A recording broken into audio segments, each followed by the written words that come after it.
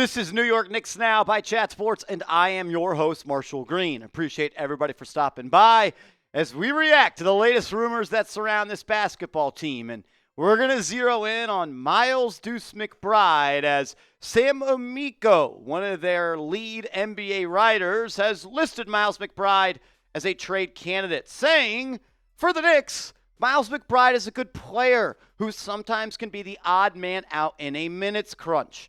That probably won't improve after Jordan Clarkson signed on. That makes McBride the name to watch here. And look, with all due respect to Sam Amico, this is idiotic. The article was one trade candidate for every single team in the NBA. And I get it. You got a job to do. You had a deadline you had to hit. And you had to come up with one for every single team. I just think your logic of saying that essentially Deuce McBride last season and years prior has been squeezed out of the rotation due to a lack of minutes is simply just not true. And you can have your opinion that the Knicks should trade Miles McBride or Miles McBride is the lead trade candidate. But there needs to be factual substance backing that. And we're going to show you that could not be more wrong. Miles McBride played in 64 games this year. In the 18 games he did not play, majority of them were because of injury. And he only played in those 64 games less than 15 minutes one time. So how on earth can you say that Deuce is a player that has been squeezed out of the rotation due to the lack of minutes when in 63 of his 64 games he played more than 15 minutes? That just doesn't make sense. Where's the logic? Where's the fact? I'll take it a step further. Deuce McBride played in less than 20 minutes just 15 times. So he played in 64 games. And in those 15 of those 64 games, he played in less than 20 minutes. So in 49 games of 64 played, he played more than 20 minutes per game.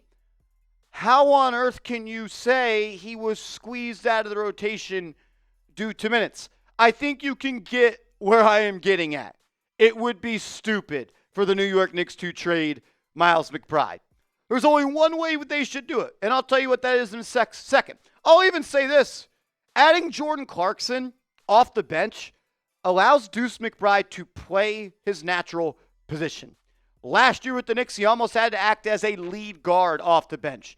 Deuce McBride is built like a point guard, but he doesn't necessarily have these skills of a point guard.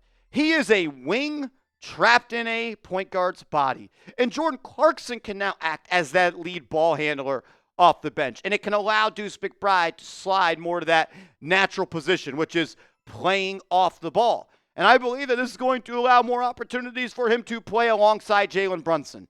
And the minutes where Brunson and McBride shared the floor last year, they show you that it usually leads to good results. Look, I love Deuce. And at 24 years old, there's not really a reason for me to go out and trade him except for one logical reason. Did he have his best year in the NBA last year? No. But he was still a contributor to winning. He impacts winning. And the data shows the more the Deuce McBride plays, the more likely it is the Knicks are going to win. Last year, played in 64 games, 9.5 points per game, a high in his career when it comes to assists per game at 2.9.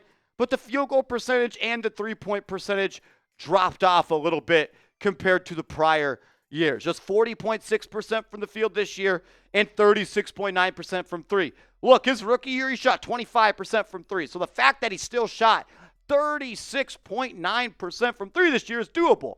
But it was a step back from the 2023-2024 season where he shot 41% from three and 45% from the field. And I think allowing him to play more off ball and next to Jalen Brunson a little bit more, we could maybe see those assist numbers go down while the efficiency goes up. Like 25% from three, 29.9, 41, and 36.9% from three. When you factor in his attempts per game as well, I think that just adds more color to the picture. This is a guy that didn't shoot threes when he came to the league. He didn't make them either. But the volume continues to go up. Volume went up, percentage went up. Volume went up, percentage went down. volume went up this year, percentage went down a little bit. I think the degree of difficulty on the threes that he was taking was a little bit higher, and that's because he was playing on ball. A couple more pull-up opportunities from three this year.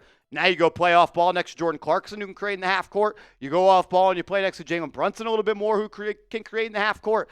That's going to drive that field goal percentage and efficiency back up, in my opinion.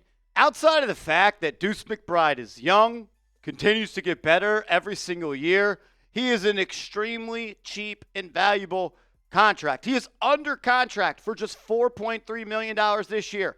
And he's under contract again next year on a descending contract for $3.9 million. Unfortunately, he didn't have the best agent, but these are the types of players and contracts the New York Knicks need. They're an apron team, maybe even a second apron team if they do extend Mitchell Robinson.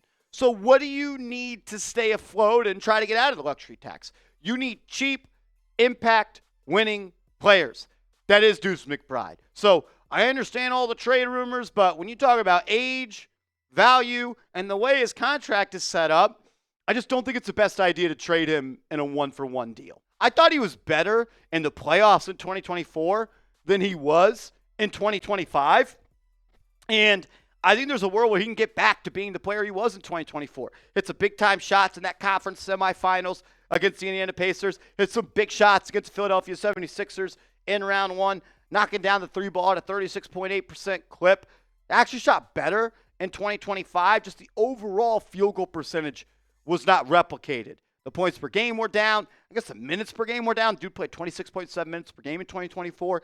That's just not logical or reasonable on this current squad. But if he can get back to being a 43% shooter from the field and maintain and continuously build from 36.8 and 37.3 for three to maybe 38% from three next year in the playoffs, that's a guy that might deserve 20 minutes in the playoffs. Again, like Deuce McBride is the ultimate X factor for the New York Knicks. Like, I've done videos before and I stand by it. I said last year I thought he should have been the starting lineup.